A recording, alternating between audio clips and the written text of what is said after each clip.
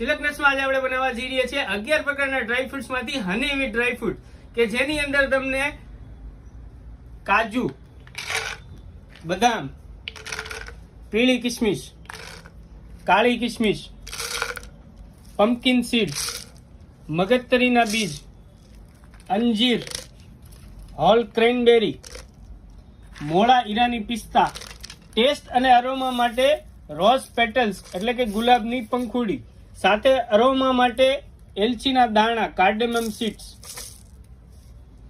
આ થઈ ગયા આપણે 11 પ્રકારના ડ્રાય ફ્રૂટ્સ. આ મિક્સ ડ્રાય ફ્રૂટમાં હવે આપણે એડ કરીશું 100% પ્યોર નેચરલ મધ એટલે કે હની, ફૂલ ગેરંટી વાળું મધ.